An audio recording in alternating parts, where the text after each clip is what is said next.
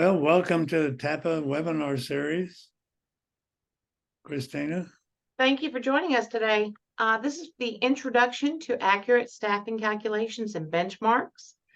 Today's webinar facilitator is Mr. Glenn Hobbold, who, after attending his first APPA event in 1983, worked in facilities management for Texas Christian University, Texas Woman's University, and the University of North Texas before retiring in 2019 as the Associate Vice President for Facilities and Services for New Mexico State University System. In fact, New Mexico State University won the APPA Award for Excellence in 2016. Glenn is currently the principal at G. Hobbold Consulting and a partner at FMXL. He has completed staffing studies for the University of Idaho, the Texas State University, and Collin College. He's also an editor for the APPA Advisors and the APPA Body of Knowledge. Glenn has presented at APPA, CAPPA, and NACUBO conferences. He is a qualified APPA Supervisors Toolkit trainer. I'm going to turn it back over to Glenn now, though, and I'll assist as needed with comments, questions, and things in the chat, or questions and answer as we move forward. Glenn? Thank you, Christina, and welcome everyone. It's my pleasure to introduce Tammy Cliney from Belfour, our sponsor. She's got a few words to say to us. Yeah, thank you so much for allowing Belfour to sponsor this. We have so much respect for TAPPA and the group and the organization that it is, the leadership and just what you provide for facility directors around the state. So Belfour is actually the world's largest property restoration company. So if you have fires, floods, storms, any kind of property disaster, Belfour is able to respond, stabilizing buildings, asbestos abatements, mold remediations, document recovery, ductwork, taking any project all the way through rebuild. So we have 8 offices throughout the state to help and assist with whatever you need. And so just would ask, I sincerely do not want a disaster for you, but I've put my contact in the chat and would ask that you would just keep that contact in your phone so that we can help if you have a need. So again, thank you for allowing Belfour to sponsor this, and I know it's going to be great. Thank you, Glenn. It looks, Glenn, like Aaron has a hand up and might need something. Aaron, can we help you?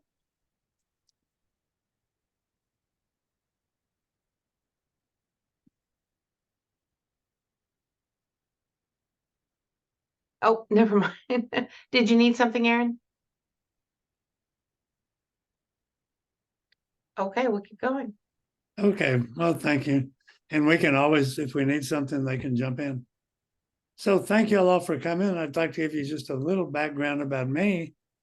The staffing and benchmarks have been one of my favorite subjects since the 2000s. I was on the CAPPA Information and Research Committee.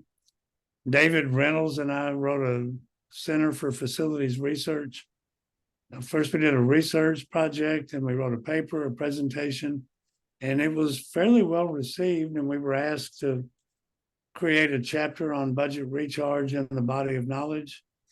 Then since then, through FMXL, Dave Riker, who was formerly with UTSA, we did staffing studies for 3 major institutions. And then going back in time a little bit, when I was with University of North Texas, we asked Hunter Consulting, Ernest Hunter, to do a custodial, and then at NMSU, Hunter Consulting and Dwayne Hickling and Associates partnered to do a full staffing study.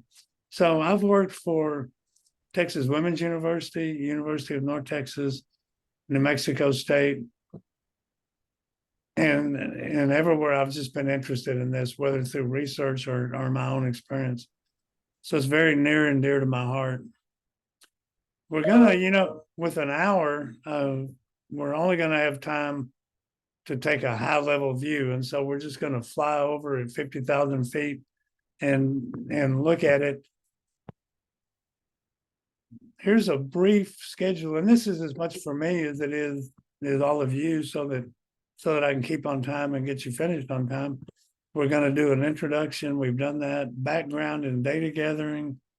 We're going to talk about ideas and concepts, resources, benchmarking, grounds calculations, custodial calculations, maintenance. Then there's some Excel spreadsheets. I'm going to show you where those are. And then a few common misconceptions. And that's sort of what led me to want to do this presentation anyway, because I feel like there's a lot we can all do to improve the way we look at this. So we're going to try to use this poll function. We've played around with it a little bit. I wanted to see where everybody is. So you should be seeing how many of you have done any staffing calculations at all. And if you could take a minute to click on those and give me some idea where the audience is. Oh, so that's good. It's even working. That's even better. Oh, I like this. Thank y'all for doing that so quick. Oh, wow. Okay, so I see quite a few of you are doing your own. Let me see if I can share the results with you. And I, of course, didn't give everybody time to do it, but you can see that half the people haven't done any, but quite a few have done your own. Let's see if we can do the.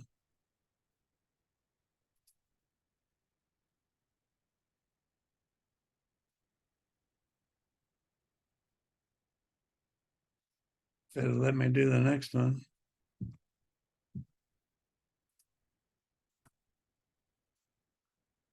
Okay, and if you all would look at this one,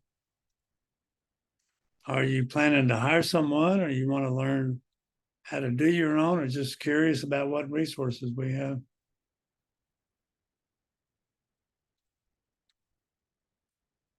Oh, this is great.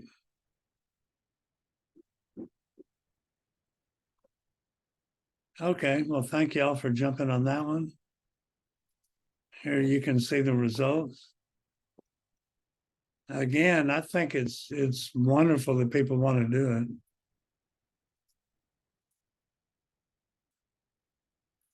And then finally, let's just see where I can spend more of the time since we're so short on time. Yeah, that doesn't surprise me either.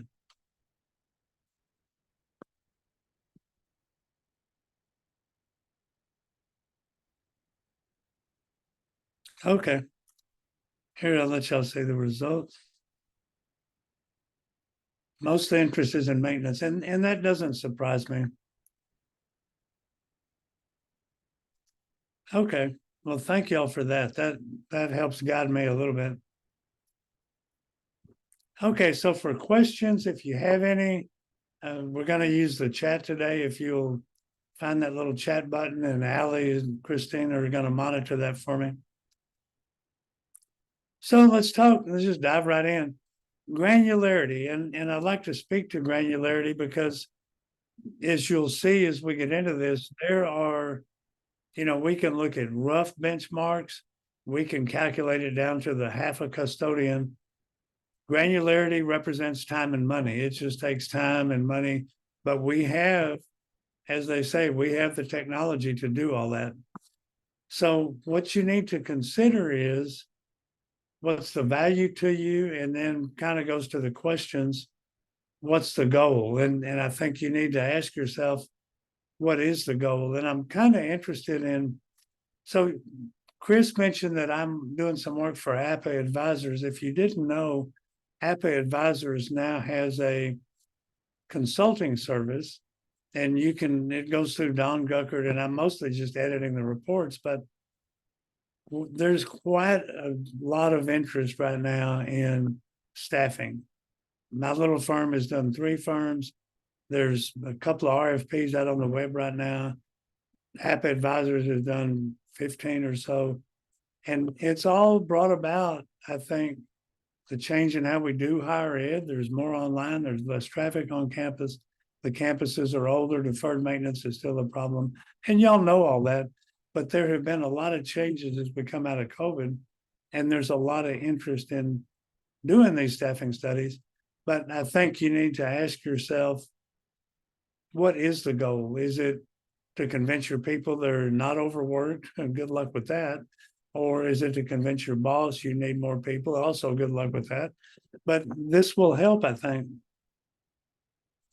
So at the T3, and I mentioned this a little bit going in, Ted Widener and Christina Hills did this presentation and they gave me permission to use it. And talking about goals, they group things into what they call an evolution of performance management, first generation, second generation, and third. And it represents the progression from just how many custodians do you have? Can we get to there? To are we maximizing our resources? To the third generation, where they want you to consider how can we make better operational decisions? And I don't really think this is well, we've moved from first, second to third. I think each one of these has a place. As we go through this, I'll share that.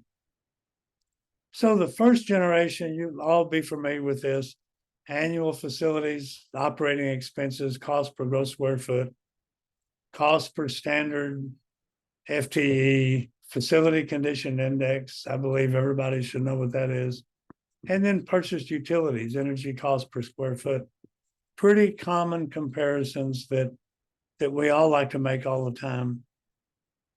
I dropped this in from their presentation just so that you'd have it as a reference material. This is the annual facilities operating expense divided by gross square foot. And this happens to be the measure that I always start with. You know, it's easy to get that budget from facilities. You know the gross square feet, and you can look at these numbers down the side, and that's sort of your first effort at triangulation. So I just put that in there as a reference. Then as you move to the second generation, you start to do some customer satisfaction versus AFOE by gross square foot.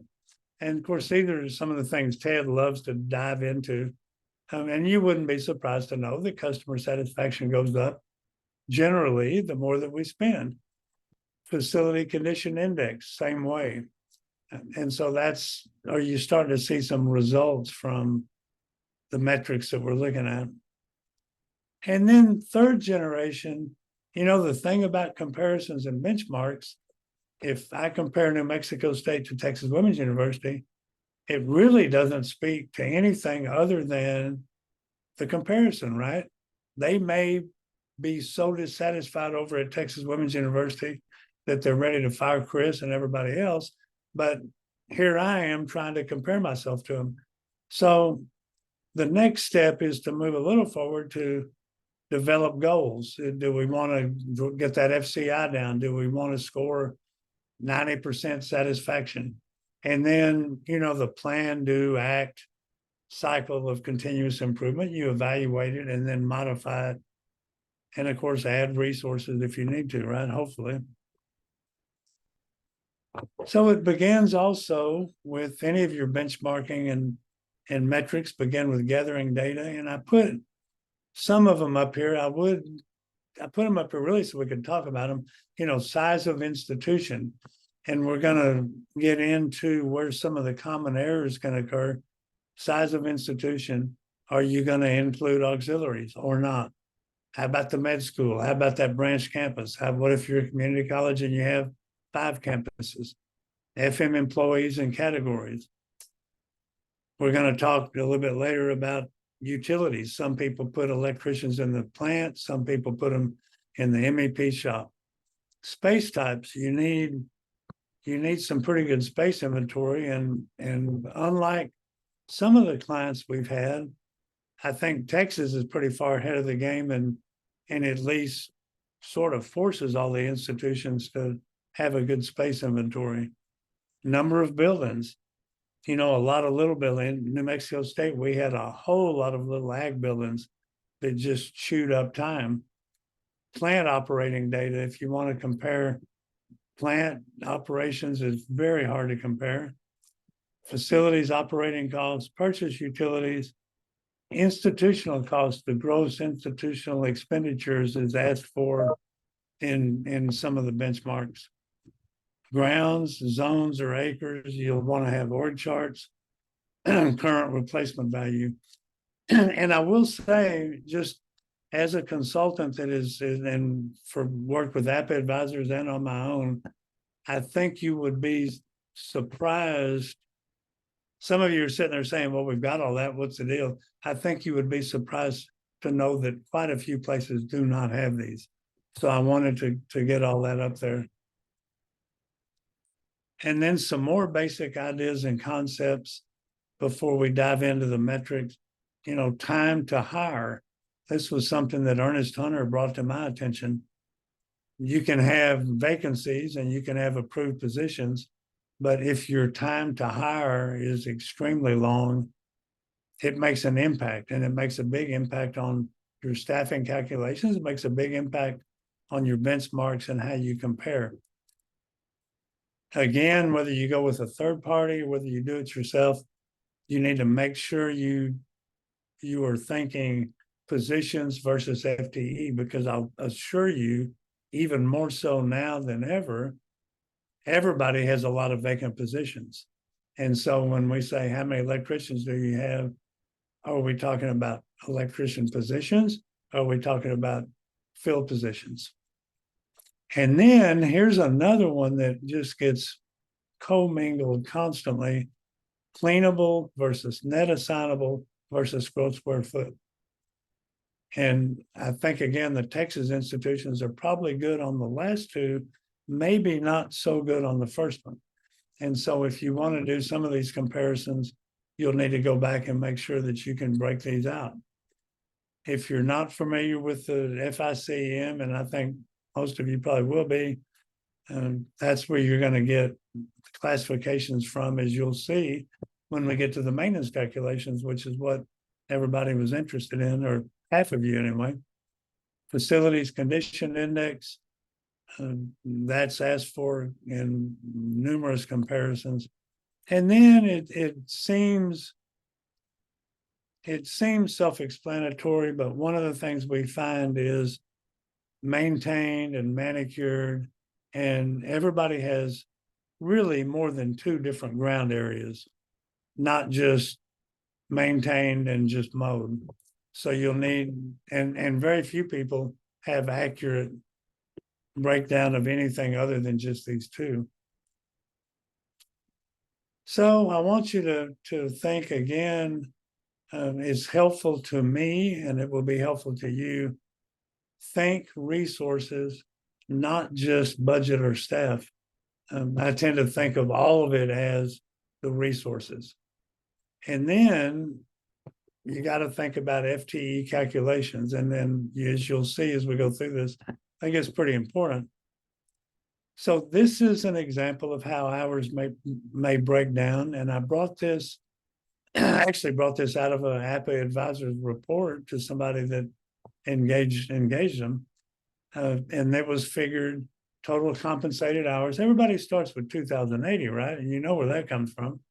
And then vacation allowance, which I find that interesting because that's pretty small for a lot of people that have been there a while. Sick time allowance, that's the allowance. Holidays. Anyway, the productive hours, or they call it billable hours because we were talking about billable work, 1664. So kind of hold that number in your head. But when you think personnel, and we're going to talk about tasks and frequencies in a minute, when you think personnel, you don't get 2,080 work hours out of anybody. In fact, well, I'll make the case you don't get 1664, but you need to know where you fall if you're going to make comparisons, or if you're going to do baseline calculations. So here's a little more detail, and this is from the one that Reynolds and I did, if you can follow the mouse.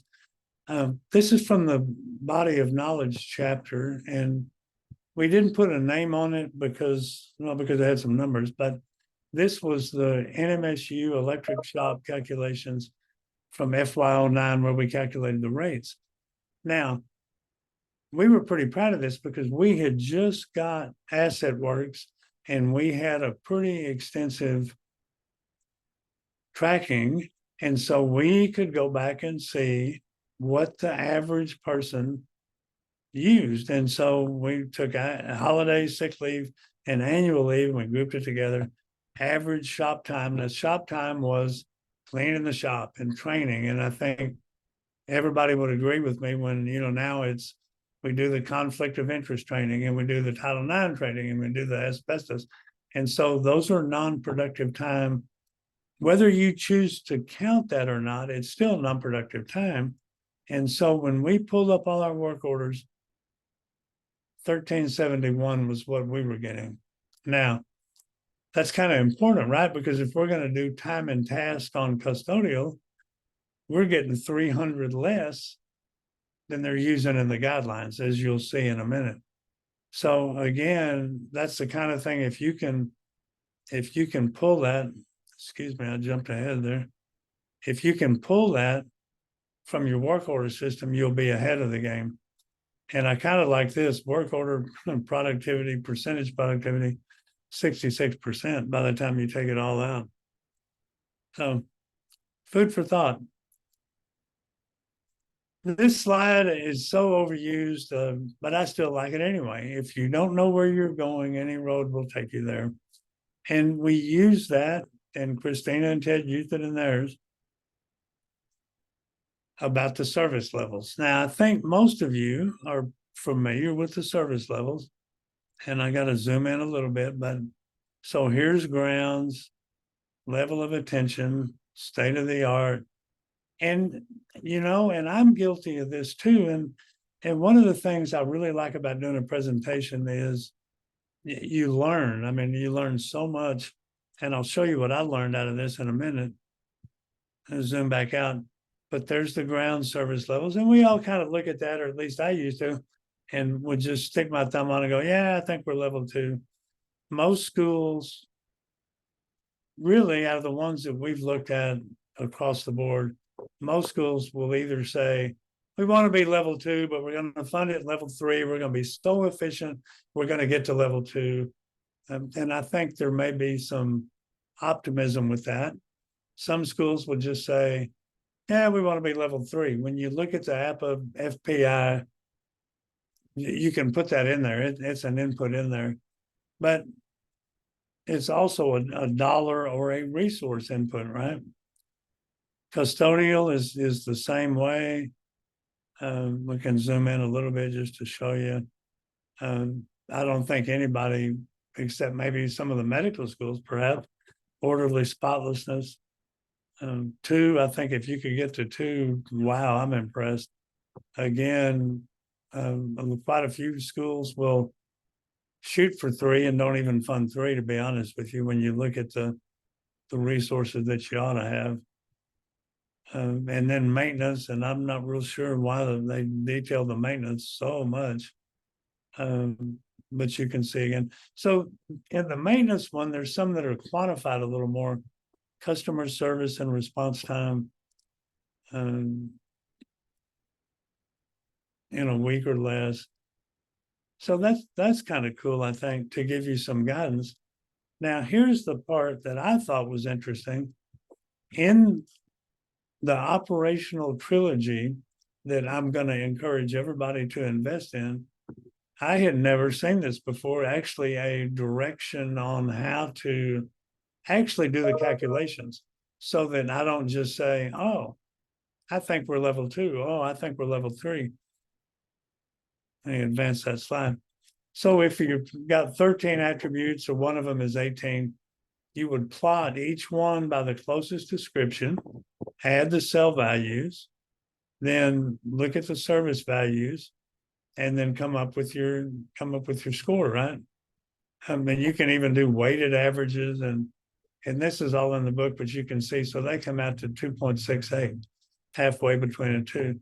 Now that, I was thinking when I saw that, that would really be interesting to have staff do. I thought, once you go out and don't tell me you're going for a level 2, let's go see what you really think you are. But this gives you a way to quantify that. so that you can go back and say, you know what, we're kind of kidding ourselves about this level 2 stuff. Maybe we're not, but, or maybe we're doing better. I mean, let's be optimistic. So let's kind of go back and we're going to talk about, I'm going to call it tier 1, the APPA FPI.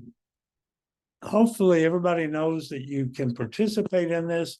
If you participate in it, then you get it for free, but you can buy your way into it too, you know, or you can hire app advisors or Glenn or somebody to help you dig into it. But either way, I'm going to show you a little bit some of the information you can get. Oh, I wanted to show you this before we start. Here again, here's that thing about benchmarks. Now, I'm a little embarrassed to admit that I remember this because I was around back in 1991. Cutting custodial costs. The name of the game is man hours. The 78th meeting, and look at this, University of Texas at Arlington was found to have the lowest cost per square foot of any custodial operation in the country. And in those days, the comparison cost and staffing came as just a big thick binder. It was an inch thick and a big printout. But when that came out, everybody was, the administration that saw it, the physical plant directors that saw it were like, why can't we do that? Why can't we be like them? And we actually went over there because you could do it, right, if you were in Dallas Fort Worth. And so what you have to be careful of, though, is if all you're going to do is compare yourself to somebody and then try to beat it, you can get into the race to the bottom, right? I mean, there's nothing here about, oh, let's go talk to the faculty and the staff and see if they're happy with that lowest cost in the country. Heather's the lowest cost in the country. So take it with a grain of salt. But here's some charts that we did. This comes from, let's see, Sean is raising his hand. Does he have something? Anybody? Like a chat?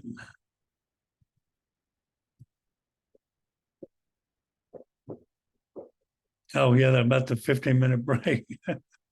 Yeah, we're going to talk about breaks and stuff. But Sean had a question. So if anybody, okay, if it gets in there, we'll address it. So here's a chart that we did from the community colleges. Again, I wanted to whet your appetite for data a little bit and give you some target numbers that you can start looking at. This was, since we were working for a community college, we extracted all of the community colleges from the APPA FBI. And these were the custodial GSF per FTE, maintenance and grounds, and then the school, and then the APPA and the rest. And then here was everything across the board, facility admin. Now these APPA averages are regional averages that are not for community colleges. So again, it gives you a starting place to say, well, we need to work on this. We need to, really, it usually gives you a starting place to say, let's dig into it. Then here was when we worked for a large university in Texas, and we had the data from 15, 16, I'm sorry, I jumped ahead, 15, 16, 17, 18, and 19, custodial costs per square foot. And again, I think you'll be able to go back to this presentation. You can get some numbers from it. Grounds cost per acre, and you can see, you know, there's 4, 5, 6. There's pretty good variety in some of those numbers. Now, I went ahead and put this up because, not to put a plug in for anybody or to make any comment about good, bad, or indifferent, but if you do search on standards, if you do enough, this one will show up a lot. And you can see that it appears to be, I don't even know the history, it appears to be one that Sodexo did for one of their clients. And then they stick because I think it came from that website, then they stick the APPA name on it, which is sort of interesting the way people do that. I noticed the high school association does the same thing. Here's our suggestion. It comes from APPA, but so here's their standards. And I wanted to also point this out. When I go to look at it, square foot per staffing. And that happens to be the custodial. And so if you want to use that, were they talking about net assignable or gross or cleanable? And so you don't know. And again, it degrades the value of the benchmark a little bit, right? Because you're not sure what you're talking about. Here's some grounds, targets, open area maintenance grounds, athletics. And again, this probably is very applicable to one institution, but it gets put out on the web and then it becomes everybody uses it, right?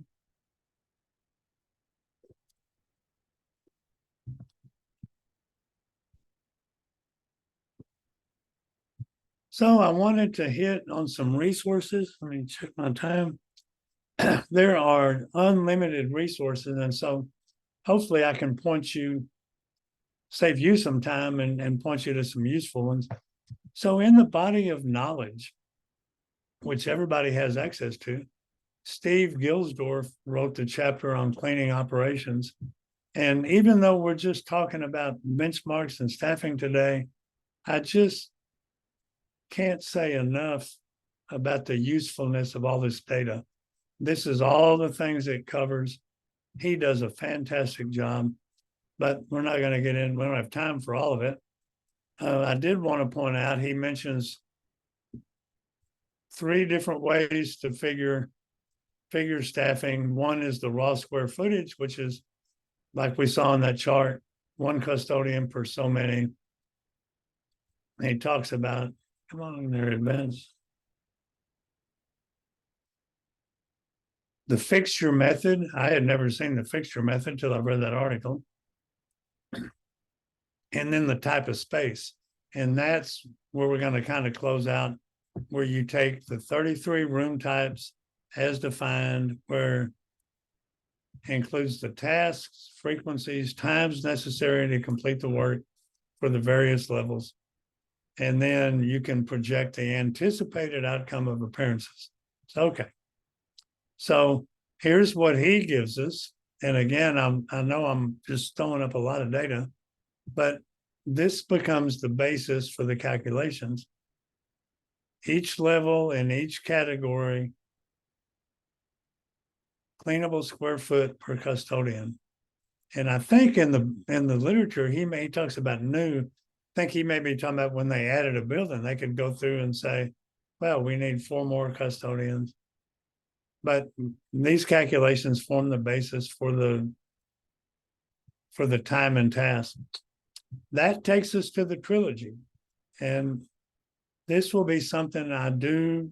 The more I read it, preparation for this presentation, the more I feel comfortable telling you it would be a great investment. Digital book purchases, if you do decide to do it, I've got a code for a discount before we get done. You'll want to decide if you want it digital or hard copy. There's advantages to both ways. You do need to know if you go digital route, you can't print it from that. I'm sure you could probably take screenshots and stuff, but anyways, for other people to read it, one client, we did buy the book and just gave it to them and they passed it around. They had staff work through the calculations. Anyway, so we're going to get into the ground staffing. We're right on time, I think. So here's what it looks like when it comes in. I can show you, I did want to show you all of the additional things that you get beside green roofs, invasive pests. And these are well written. I can just tell you, some of them I had not looked at until preparing for this. I'm ashamed to admit, but they are all well done. So it starts off with, and remember we're talking grounds. For custodial, you need to know the space intimately. A Texas school, probably pretty good shape. In the grounds, I have yet to find but one school that has the detailed information that you could use. But it starts with your measurements, because they show you the maintenance tasks for all of the different times and tasks that you have. And they have this for every kind of turf imaginable. And I'll even show you one thing that threw me. Spring preparation at level 1, it was 6 minutes per week. At level 5, it was 8 minutes per week. And so I couldn't figure that out, except these are all annualized. And so level 5, they assume 24 weeks of growing season, and level 1 assumes 30 weeks. So anyways, it's extremely detailed. Then that turns into the tables where you take each one of these and then add it up across. And I'm going to show you, it's not as complicated as it looks. And then you get it, here's the materials. It's full of case studies that walk you through the different ways to do this. And I like this one, so I pulled it out. University of Texas at Austin, because John did something I think is very good. Instead of just saying we have these areas, he broke it out into almost like 4 different campuses. And that made it easy for him to figure out what his total staffing was. And this goes back to that case study. And here's something I think is really interesting about this. And we did this in New Mexico State, but I didn't know I had the data. Mow and trim, and it looks at the different pieces of equipment that you've got and what the time does. So you could actually very easily go back and say, oh, if we bought a batwing mower instead of that 5 people pushing that 21-inch thing around, it would be a good investment. So I think that is pretty cool. The other thing it helps an awful lot with is, here's something on broadcast maintenance or zone maintenance, which is best, and it walks you through some criteria you could use to evaluate. And then here's something we made a lot of use of. Many of you work for athletics on a billable basis. And that seems like there's always friction in terms of you charge too much, or why aren't you doing this? And we did pull a lot of this stuff out of New Mexico State. And so here's what you would do for synthetic turf, the recommended, and some of this stuff, we just build athletics right out of the book. And then, of course, we're APPA, so we got to talk about total cost of ownership. And there that is. And again, it walks you through all of that. Now, if you contact me offline, there is a grounds person out there that has built an incredible sheet, but he has it copyrighted. He might be interested in selling it. If anybody's interested, just contact me personally. So custodial works much the same way. I'm going to kind of zoom through these because I want to get through everything. Again, you can see that it's more than just the calculations. A lot of you wanted to see the custodial stuff, and it works the same way. We start off with classroom standard matrix, how much frequency adjusted time. To Sheehan's question or comment about the breaks, I went and checked on that because I knew I would have a comment on it. In fact, I had a question myself. The breaks on the custodial and on the grounds are for sure the custodial. Breaks and lunch are in there, but nothing else is. And so you will need to know what your productive time is, because when you get to this point, you will come up with a square foot adjusted minutes, cleanable square foot per custodian. And then you will need to make those adjustments yourself. If you had the CleanOps software, which I used to have and they discontinued it, it would ask you when you started what your productive hours were. So again, you just need to know what those are. And then here's full-time equivalent staff requirements. So it tells you on this Barton Hall staffing summary case study how you can adjust for that. Again, the operations just walks you through everything. Then the maintenance, which so many of you wanted to know. Here's the, again, there's just information systems, compliance, safety. If you know Ted Widener, you know how detailed he can be, and it reflects that. Look at this though. They come up with 1760. So everybody's a little different. And even in the book, but I was going to point out just that difference alone, if you've got 100 people in the group, that's 5.5 FTE.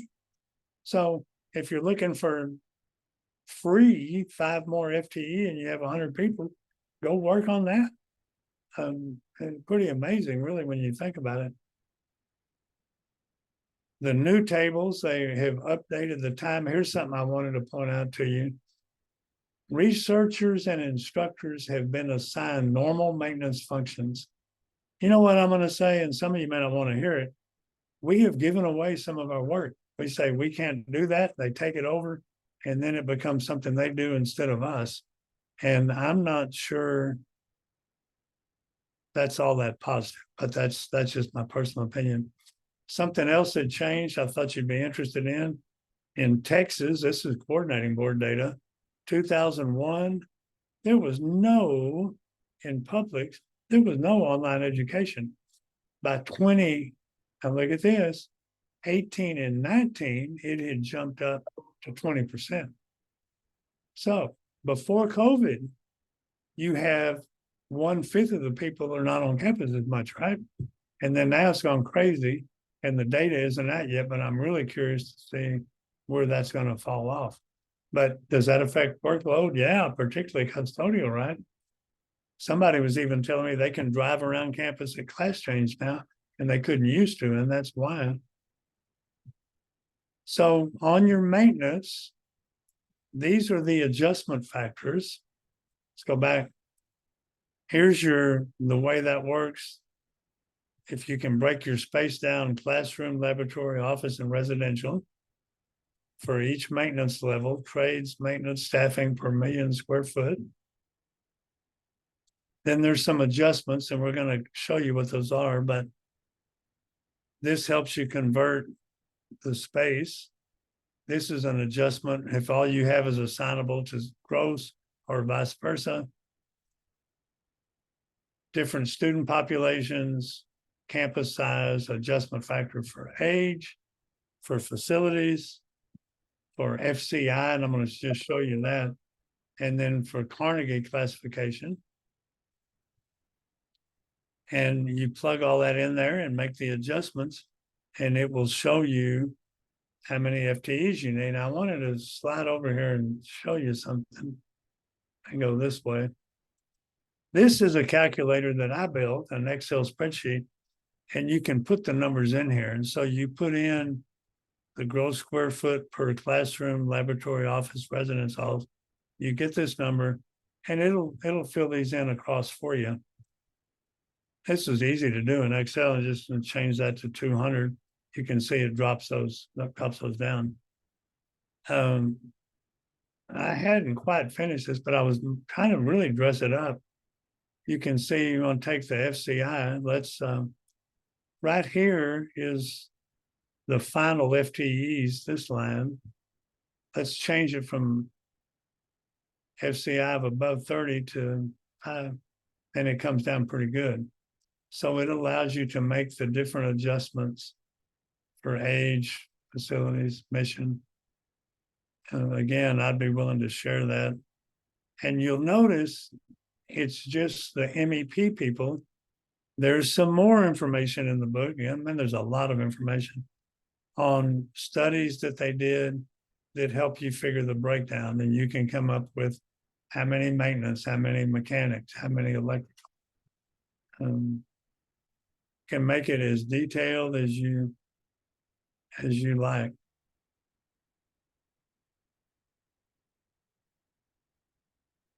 That was the calculators I wanted to show you. That was the trades mix, the FTI for sample data, and it helps you figure out what your trade mix should be. Oops, excuse me. And then I like this from my friend Ernest Hunter. Gosh, I hope he tuned in today. He was thinking about it. He wrote this article about how to use all this. And this little chart really kind of sums it up: the inputs, the gross square feet, the days work per year, productive minutes, wage rate, benefits rate, adjustment factors, the process, the outputs, and then how to get to it. So it's just all kind of tied up. And if you read that article, and I put the link in there, he also talks about, again, this is your input, right, to the work. But somewhere you should measure the outcome through a customer service survey or visiting with the people. And I wanted to kind of wrap up with know the definition. These are where some of the errors. I wanted to say common deficiencies in the studies, but it was too big for that circle, so I put errors in there. A lot of people don't take the time to read the definitions. Annual facilities operating expenditures, and it tells you what to include and what not to include. So please no matter what method you use, take time to do that. The costs need to match. If you don't take care of auxiliaries, then don't put that square footage in there. If you do billable, I'm going to show you something about billable in just a second. Take billable services into account. Be careful of where you show utility staff and MEP trade. You can show them anywhere, but you want to adjust for them.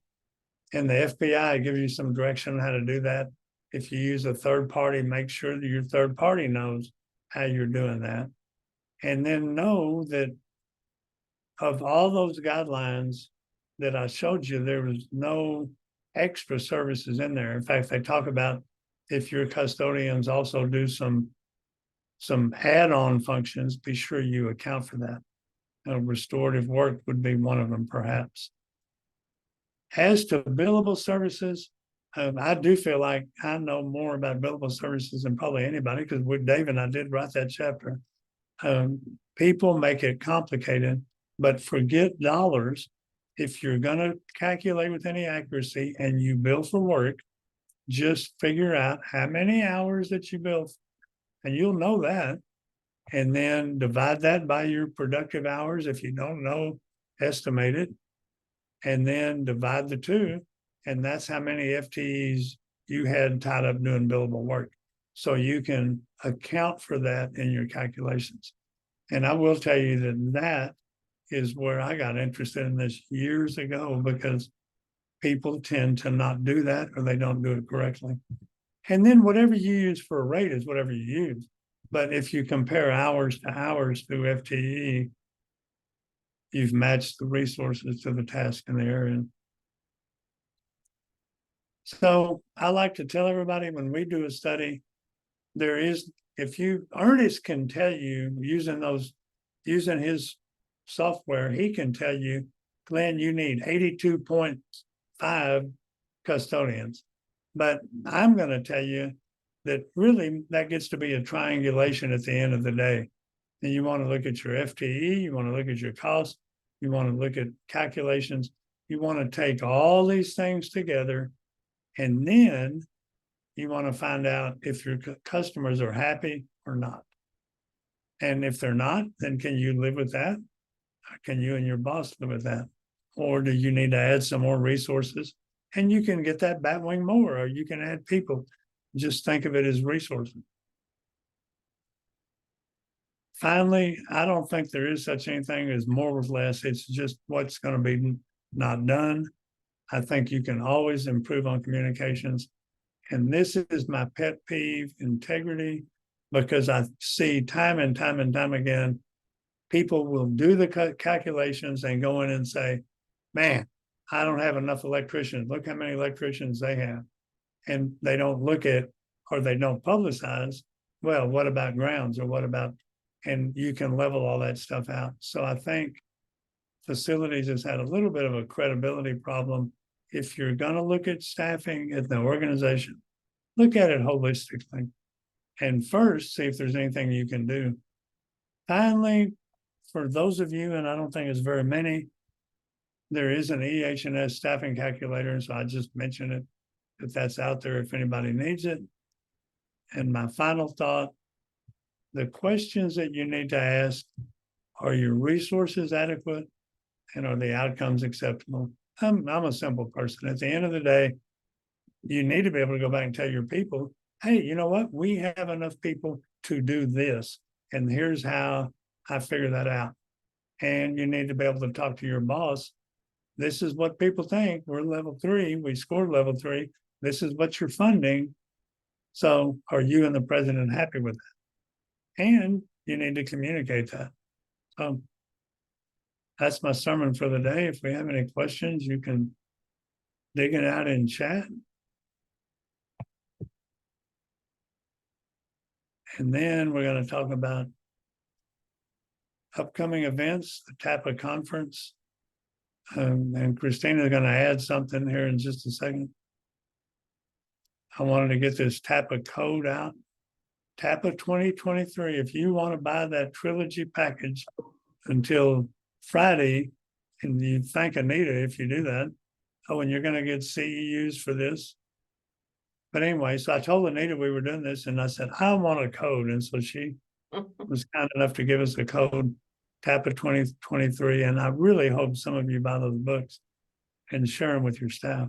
Hey, Glenn, Terry's come into the chat and wants to know, how do we get access to those spreadsheets? Which one? So there is, let me show you something. This one comes, this is almost like mine. This one comes with, this came with the trilogy. And it's funny, this is the one that APPA put together, and it's, you know what, I don't think it's as good as mine, so I didn't show you it today, but it comes with the book. This one I had done, where did it go? Still learning how to do this scrolling part, right? Where'd my Excel go? Oh, okay. This one I had put together before I saw that one. I still have a few things to tidy up, but if anybody was interested in this one, I would be glad to just give it to them if they would email me and let me tell them what the things to make sure are. The grounds one, that a friend of mine built that, and it's just unbelievable. But I don't know if it's going to be available or not. If anybody is interested, they can certainly feel free to email me, and I'll help them get to it one way or another. Dave came in, he wants to know what percentage of the universities have hired you or APPA consultants to review manpower to have properly applied the APPA standards and calculations. Well, I'll just say, everybody has had room for improvement because it's complicated. I mean, and even it, because when you do the comparisons, the data is only as good as the school is giving you the data. So what we try to do when we do the FPI, we try to really get some large averages and then throw the high and the low out and use some averages. But anyway, there's a lot of places you can pick some wrong numbers. And again, I don't think you're looking for 5.5 electricians. And that's usually the first thing I tell people is you usually what I tell people is you really ought to go work on that productive hour first. There's some free people right there. But where would you like them to email for those spreadsheets? Either one at the very first. There's two of them. I answer all of them pretty equally.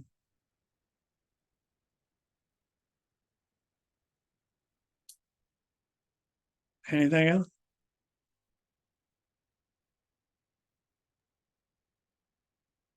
Well, Chris, you can tell them about the events. All right, absolutely. Okay, well, thanks to everybody who attended today.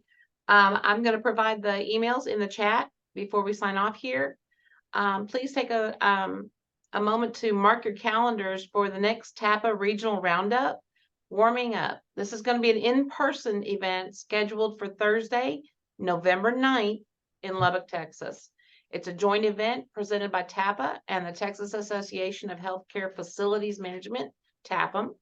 The Life Safety Symposium supported by Specified Technologies, Inc. It'll be a one-day educational event hosted at Texas Tech University in Lubbock. And stay tuned to the tappa.net website or TAPPA newsletter for more details as it comes closer. Also, of course, please save the date for the TAPPA annual conference coming up in April, the 7th through the 9th. It'll be at the Embassy Suites by Hilton San Marcos Hotel Conference Center. I appreciate everybody attending, and I'm putting Glenn's email information into the chat right now.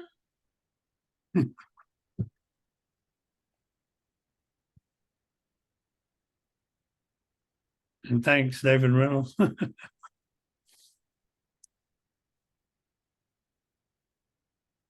right. Okay, thanks, everybody. Thank you.